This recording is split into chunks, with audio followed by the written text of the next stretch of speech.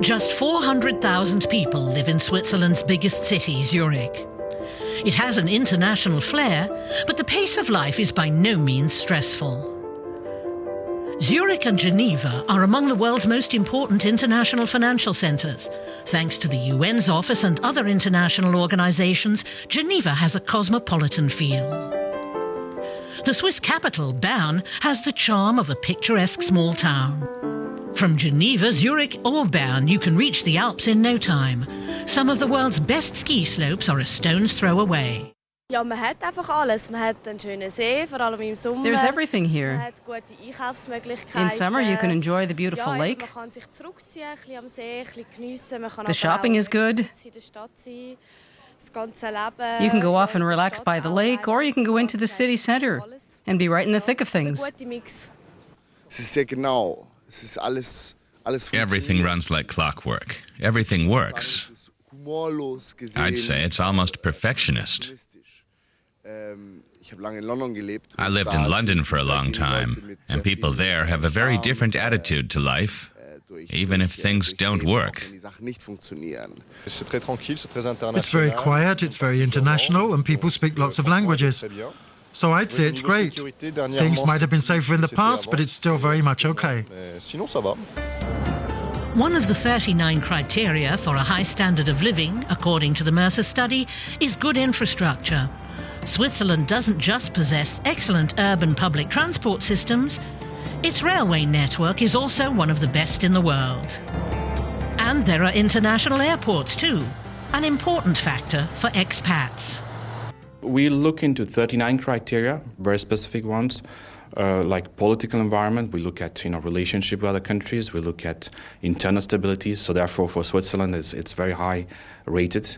We look at crime rate. We look at climate, for example. We look at natural disaster, consumer goods like availability of fresh food, meat, vegetables, all those stuff. So this is really available. It's not an issue for Swiss cities.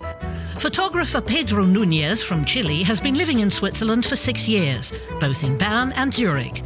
He's very much aware of how different they are from his home city, Santiago. Santiago de Chile is home to 8 million people. Getting from one place to another, from home to work, can take an hour. Here in Zurich, you might need 10 minutes. Many people in Santiago have university degrees, but can't find suitable work. They have poorly paid jobs. And then there's the crime rate. In Zurich, there's almost no crime. You can walk through the streets without worrying about what will happen to you. No one's trying to steal your camera or your bag or to mug you. In Santiago, you must always be on your guard. But the high standard of living in Switzerland isn't without its downside, as sociologist Jean Ziegler points out. The rents in Geneva, in Zurich and in Bern, for example, are horrendous. In Geneva in particular, they're absurd. They're ridiculously high because of speculation that the very weak government just can't get a handle on. And also because of the very finance-friendly laws that the various lobbies have pushed through in the local assembly.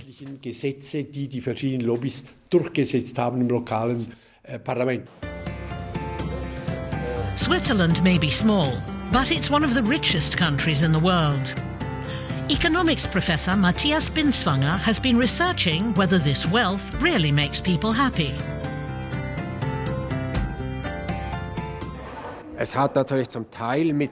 Of course, it's partly something to do with money. In Switzerland, things are very ordered and safe, and healthcare is also very good. And of course, this all costs money. But once a certain standard has been reached, then you have to ask, in Switzerland, for example, whether more order and more safety really do improve the quality of life. It can be counterproductive precisely in those areas. If there's too much order, freedom can suffer, or communal life. There, happiness is no longer directly linked to income. The Mercer study has proved that Switzerland has a high quality of life. But people have to decide for themselves whether they love the place or not.